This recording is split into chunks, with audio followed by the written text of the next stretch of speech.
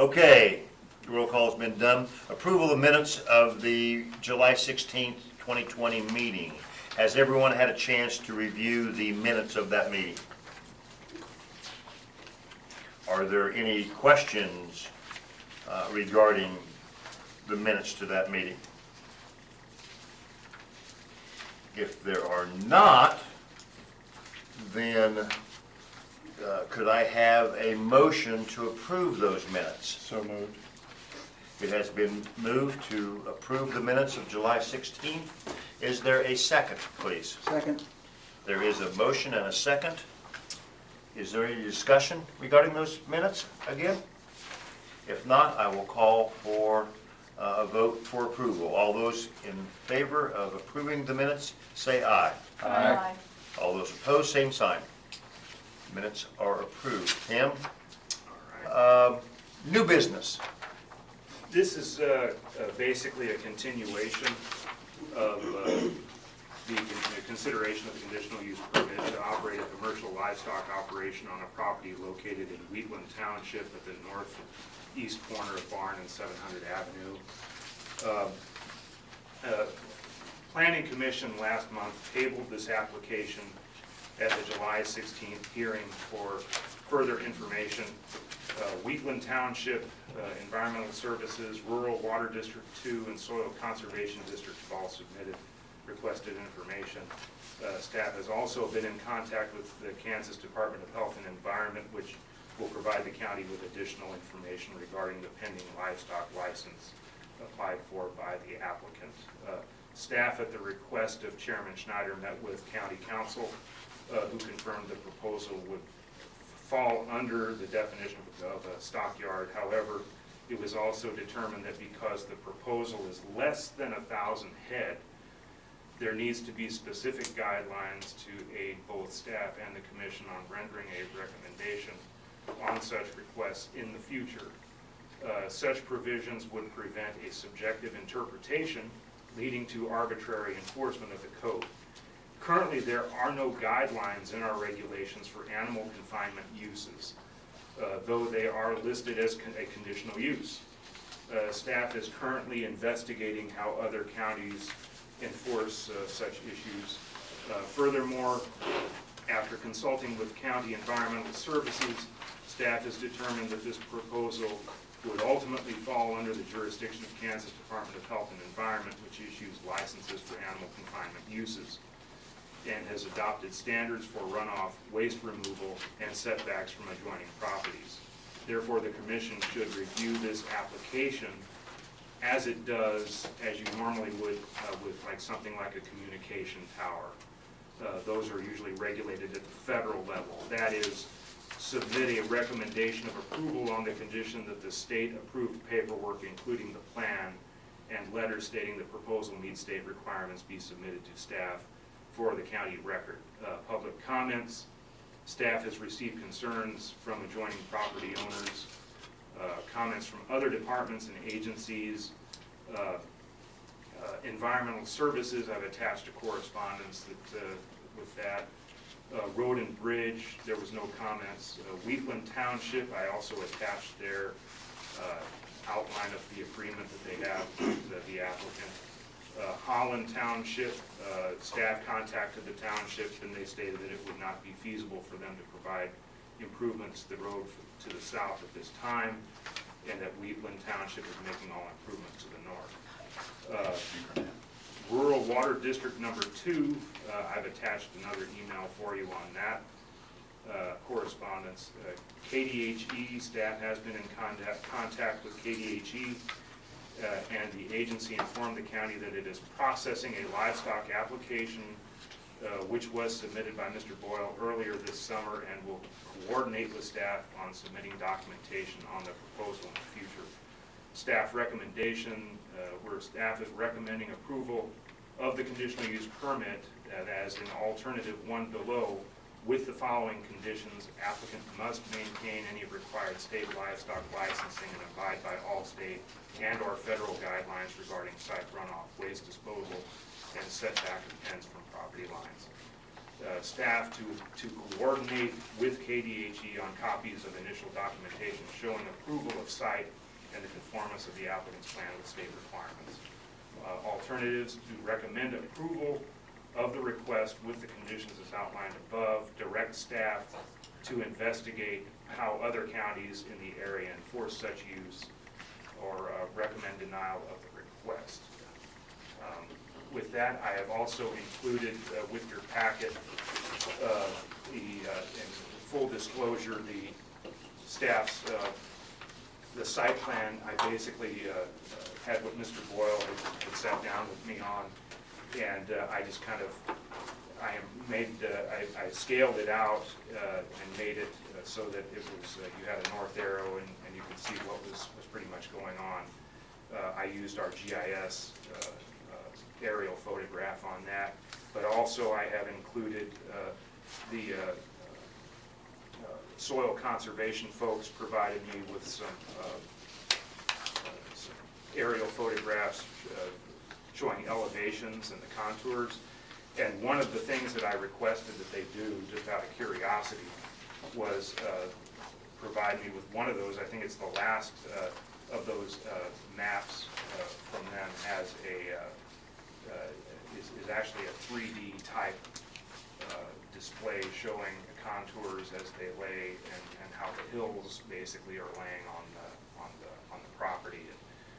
Based on what I didn't include this in the report because I got this information after I sent out the packet, but it's my understanding that based on what the Soil Conservation Service said, there's two areas primarily of runoff on that site. One is in the area that's designated in the far west, that's the cropland. There's a hill there where there's a runoff to the west towards Barn, and there's another area that is on the other side that is runs on the remainder of the property. It runs to the southeast and towards the southeast corner, I believe, of the lot. Based on what KDHE has explained to me, and I spoke with your representative over there, and he's a very good guy, very nice guy to talk with. He said that they're going to probably be sending some folks down just to analyze the land, see what all you need to do, and we'll. Now I will point out to you, I know that you've got livestock there already, and I'm just telling you this from my own experience. You do that at your own risk sometimes with the state. I said, because if they come down and see that, you may be dinged. So I'm just letting you know. Yeah, what the state told us is our function has to be up and running before they can determine what, if we have to have a lagoon, since we have no buildings there. We don't have to have a lagoon because it's all buffered off of grass. Okay. And with it all running to the south from where they're at, because we're nowhere near the cropland. I mean, we're probably 150 foot from the cropland even. And it goes to the east, and then the next hill comes back down to the west. So I mean, it comes into a funnel where it can't get nowhere. And they're going to, but the state has told me, KDHE has said they'll be sending somebody from the Salina office probably in the next week or so. Yeah. And so it's, the only other thing is to tell the commission, and then I'll turn it back over to you. But since I sent the packets out, I did get in contact with Wheatland Township, and they were saying that they plan on starting to rock that area starting next week and the week after. The next 2 weeks they'll be spending adding the rock. Yeah, you put a letter in here. Right. Yeah, but I just wanted to know what their timeline was. Okay. That's just their agreement saying what they're going to do, and I just wanted to find out when they were going to do it. Okay. That's it. Okay. I'm going to guess that somebody wants to address the planning commission, so I'll go through the do's and don'ts. Addressing the Planning Commission. The public is invited to speak to the board during the public hearing portion of any item under discussion. Please raise your hand, approach the podium. Raise your hand, state your name and address, then proceed with your questions or comments. Shortly after the applicant presents his case, the Planning Commission will ask questions of the applicant. The board will discuss those answers. After the board rests, comments are welcome from interested persons for, against, or neutral. Additional comments from the applicant and/or citizens. The board will conduct discussion and take action if possible. Citizens are asked to limit their remarks to the case or issue at hand. Please do not repeat comments made by previous speakers.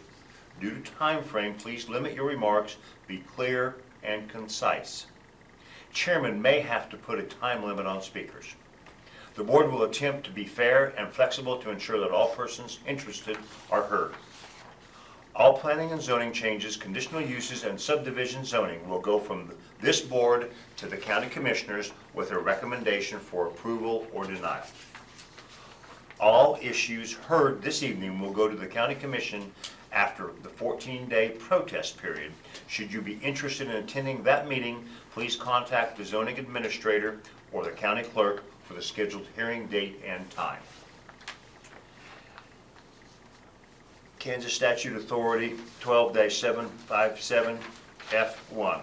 Whether or not the Planning Commission approves or disapproves a zoning amendment, if a protest petition against such amendment is filed in the office of the city clerk or the county clerk within 14 days of the date of the conclusion of the public hearing pursuant to the publication notice, signed by the owners of record of 20% or more of any real property proposed to be rezoned, or by the owners of record of 20% or more of the total real property within the area required to be notified by this act of the proposed rezoning of a specific property, excluding streets, public ways, and property excluded pursuant to paragraph 2 of this subsection.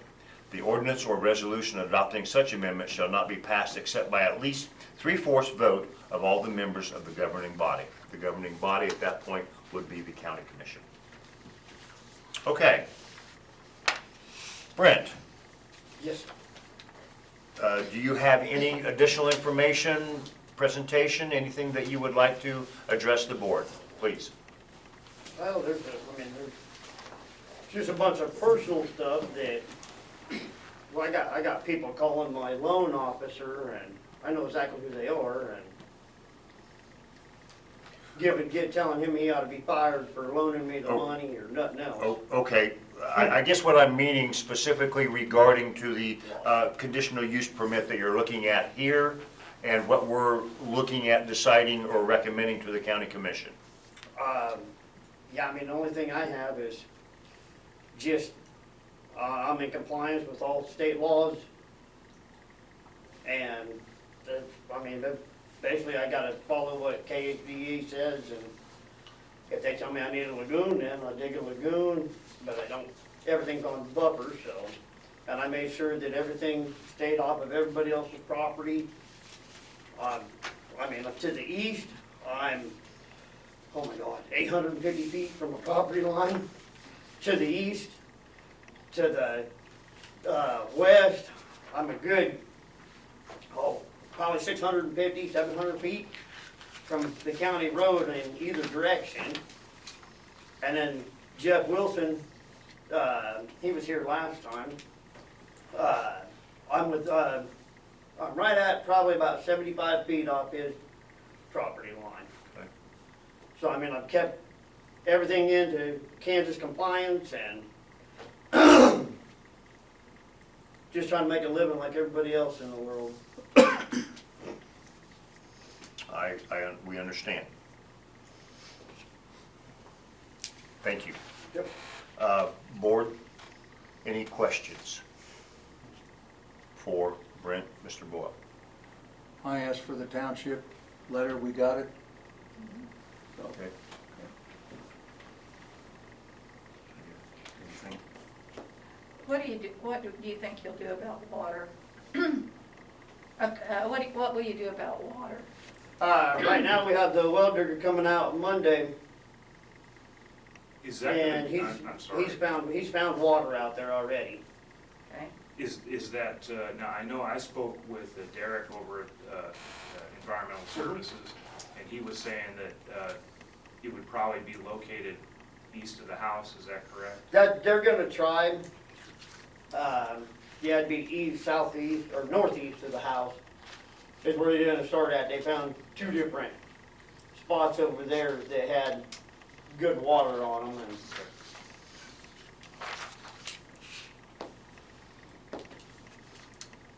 Tim, we had put to Mr. Boyle some requests that he do prior to coming back to this meeting, correct? And that's the list, that, yes. Right, right. And to your knowledge, from comparing the list to what he's brought to you and you've shared with us, has he done everything that we've asked him to do? He's fulfilled pretty much everything. I've gotten in contact, he contacted Soil Conservation Service, and I always double check with the different sources anyway, in case there's a problem with email or correspondence back and forth where they'll, you know, I've learned that when you tell somebody, when an applicant says, oh, get in contact with Tim, well, they often don't do that. Right. So I have to follow up. So I followed up with everybody, and I've gotten everything they need. Okay. Okay.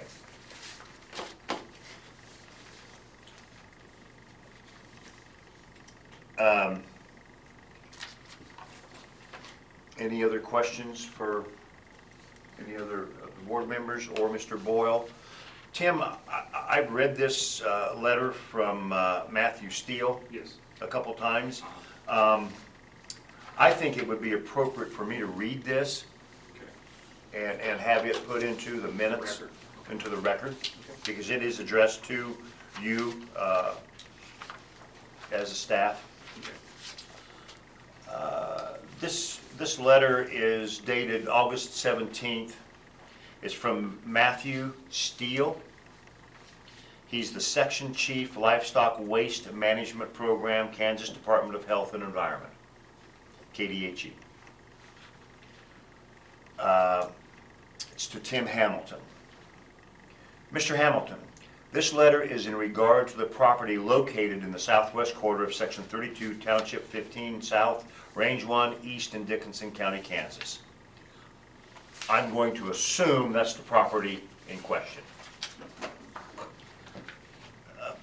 We'll want to check that.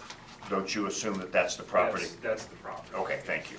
That is. The Department of Health and Environment was contacted by Mr. Brent Boyle regarding the animal feeding operations requirements.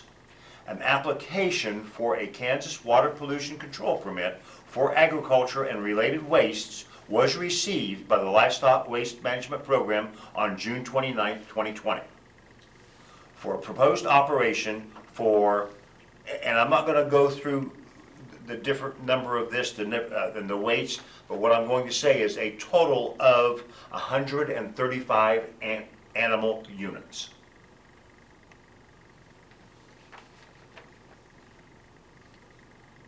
The department's next paragraph. So a permit was requested for 135 animal units. The department's livestock waste management program is responsible for technical and regulatory oversight of animal feeding operations in Kansas with regard to water pollution control.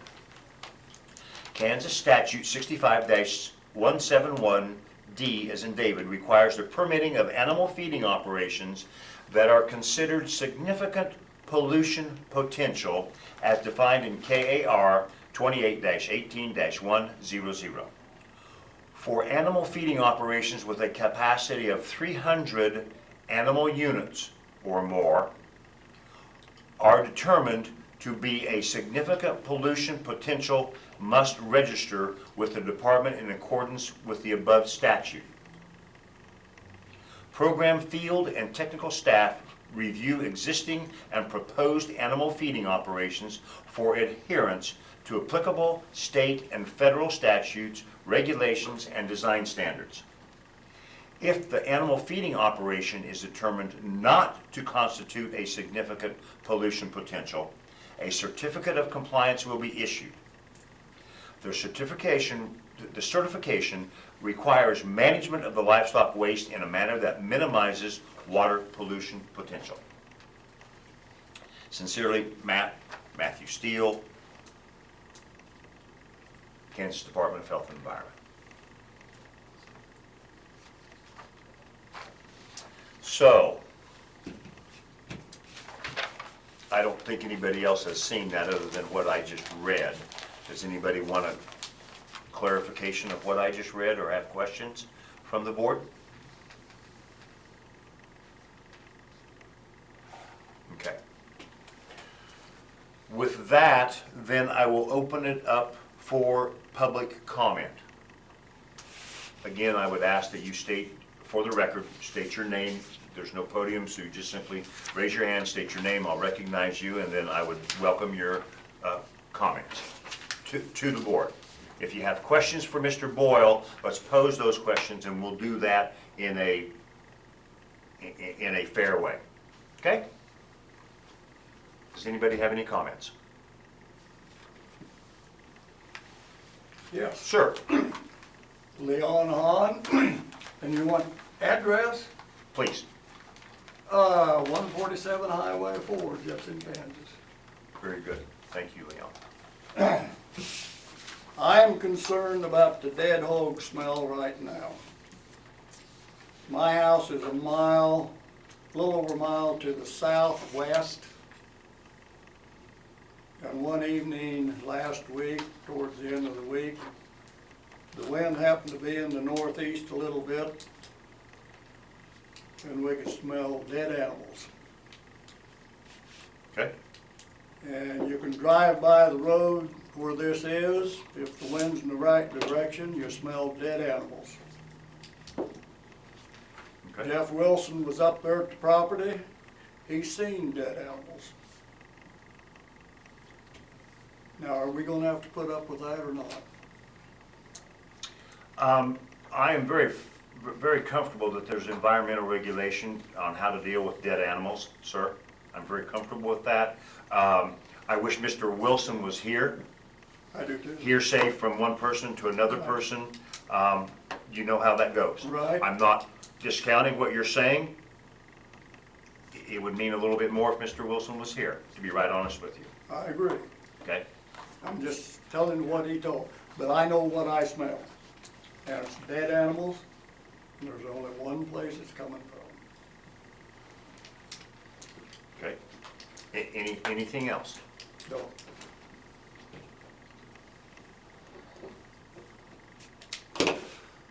Mr. Boyle? Yeah, I'd like to, on the dead animals, what we have to do is compost them. And basically it's in either concrete or a hole, and you lay them in there and you put hay or straw, or lay them over with dirt and let it go back into the ground and do whatever it is. There's nothing I can do about the smell. We're gonna have dead hogs, no matter which way you look at it. Because if one gets too hot, then it dies, because a pig can't sweat. I mean, any livestock thing, cattle are gonna have dead, pigs are gonna have dead, chickens are gonna have deads. There's nothing you can do, it's human nature that not all of them are gonna make it. Unfortunately, if they did, I'd be happy as could be. But I apologize for the smell. I wish there was something else I could do about it, but all we can do is compost and. Could I interject something, Mr. Chairman? Yes. What we can do is, since I am on somewhat speaking terms with KDHE, what I can do is just, tell them to look into, what alternatives would be, for him to resolve that issue. But it's like the chairman said, there's regulations that are there. Yeah. We just want to make sure that, and so I'll just let KDHE know, and I'm sure that that's one of the things that they'll look at when they examine. I got one other thing, may I say it? Yes, sir. Composting does not smell, in case he wants to know that. Okay. And Tim, I think that's a very good idea. But I just can't help but think that there isn't standard regulations that for livestock that has died, how they are handled. And we sure want that to happen, not only on Mr. Boyle's property, but any other property in the county. Yeah. Okay. Any other public comment? I have Yes, a sir. question, Randy Holland, 145 Highway 4. Thank you. The question was put to Mr. Boyle last meeting to talk to the rural water district, and you said you got a paper from them. There's actually, in our notes, he's had discussion with rural water. Are they gonna supply water to them? You know what, I'll let Mr. Boyle address that. Yes, they have an opening. All I have to do is pay their $20,000 and I'll have water, but if I can get a well dug for about $5,000, why spend $20,000? And our letter is from Jeremy Rife, which is operator for Dickinson County Rural Water number 2. Okay, so we do have that in correspondence, was one of your requests. It's here, and it's basically saying what he said is that it is available, it's at a price. He's maybe choosing to look at a different, and that is here in writing that we asked for. Randy, any other questions? Not this time. Not this time, okay. Yes, sir. No, Oh, sorry, name and address, Dennis please? Wyckoff, 7936 Southeast Barrington Road, Barrington.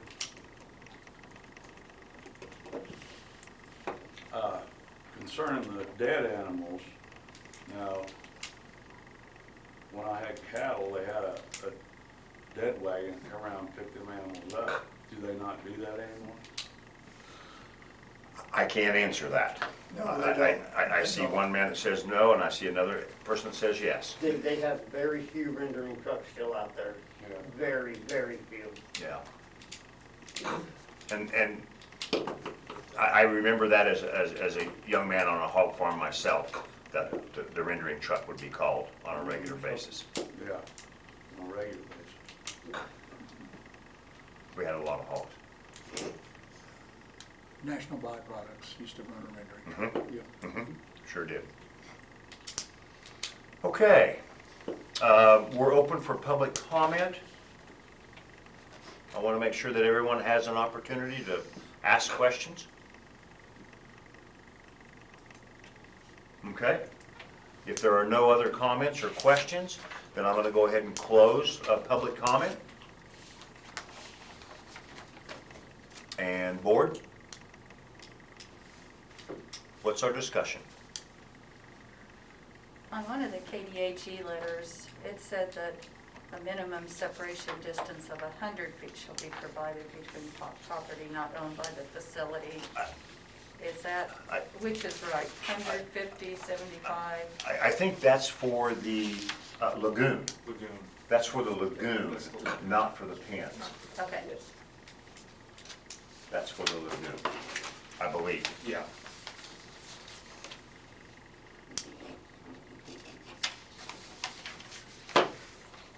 Does that answer your question?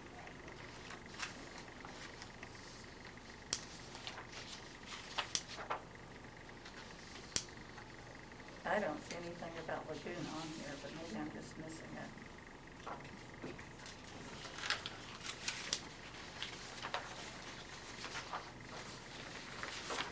Go back.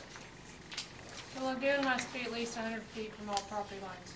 Per Kansas Department of Health Environmental Bulletin 4-2 and Dickinson County Sanitation Code, the lagoon must be at least 100 feet from all property lines.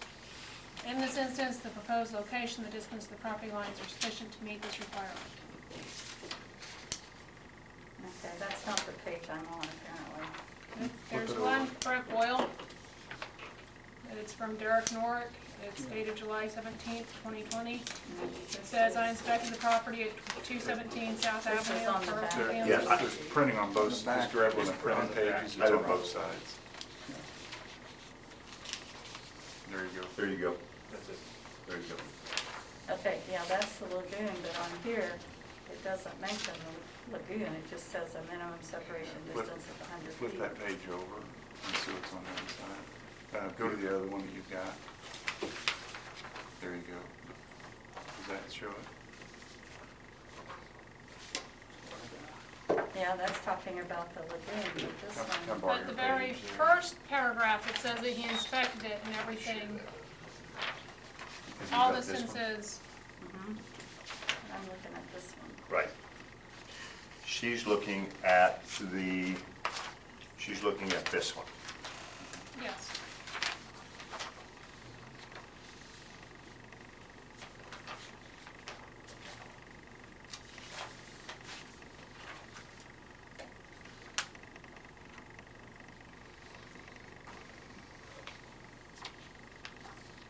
Well, I can see where you're coming from. It doesn't define whether we're talking about pins or whether we're talking about lagoon.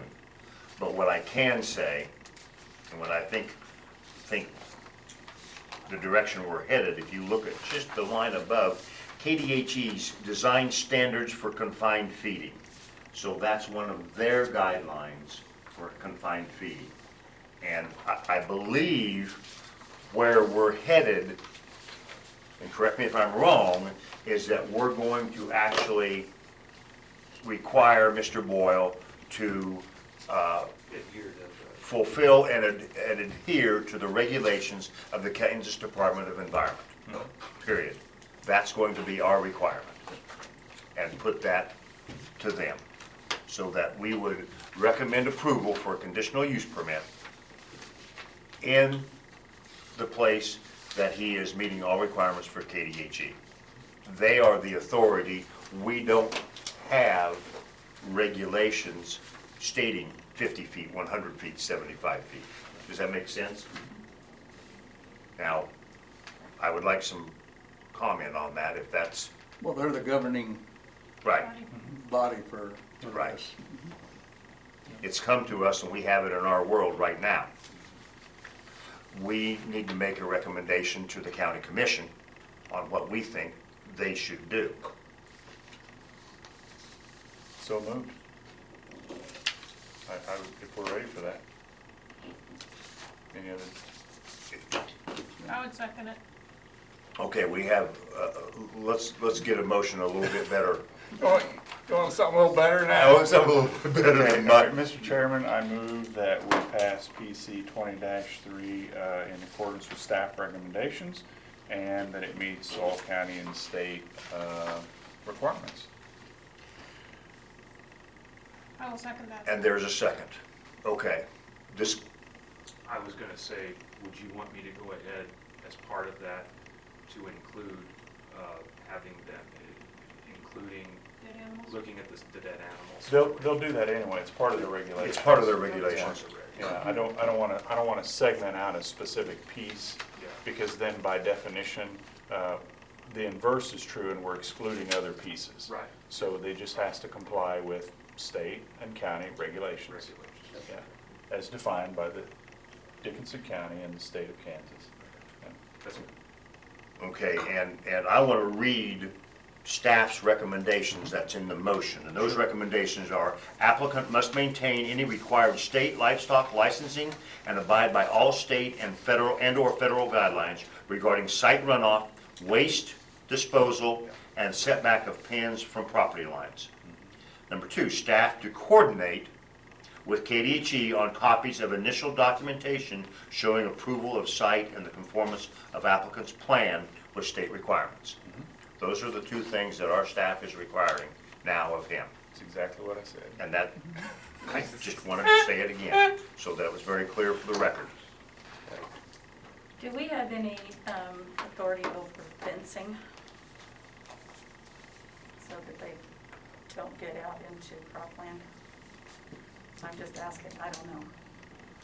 That would be something that we would probably, the only time we do fencing is if it's buffering, for buffering purposes. I think that as far as fencing to keep the livestock in, I think that's pretty much left up to the property owner. Okay. Kind of have Claire's page back. What's that? Can I have Claire's page back that I gave you? Oh. My bad. Stealing from her. Okay, we've had a motion, there is a motion on the floor, there's a second, we're in discussion. If there's not any discussion, then I'm gonna go ahead and call for a vote, if there's no more discussion. Okay, no more discussion, then I'll call for a vote. All in favor for the motion that's on the board by James, and the second by Claire, all those in favor, signify that by raising your right hand. All those opposed, same sign. Motion carries.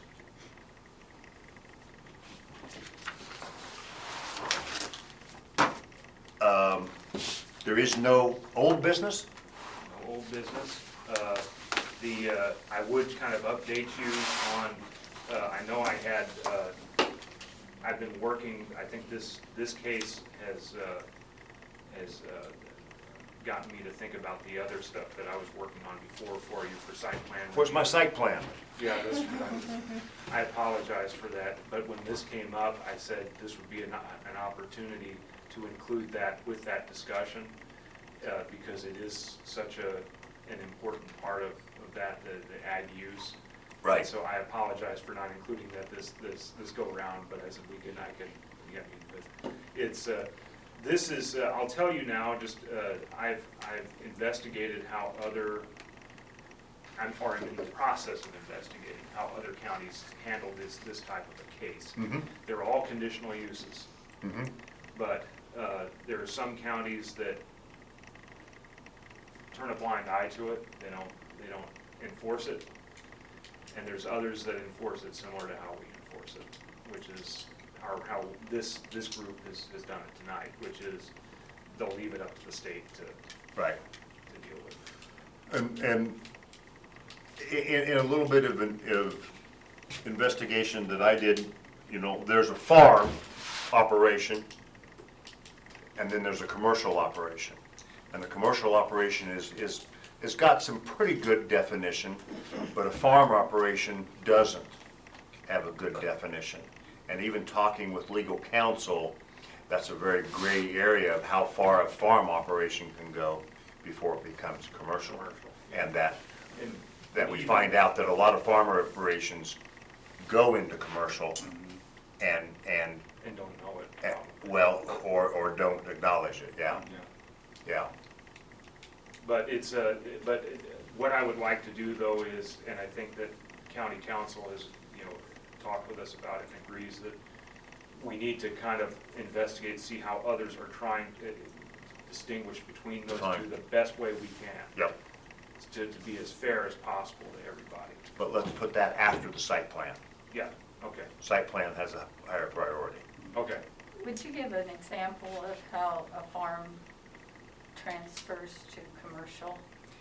Where's the define? It's size. It's size. And a farming operation that was defined to me had chickens, hogs, sheep. It had wheat. It had milo. It had part of those or all of those. And that is a farm operation. Commercial is where it goes into a larger feedlot of one animal.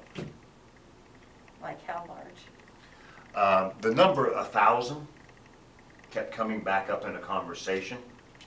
1,000 kept coming up into a conversation. Yeah.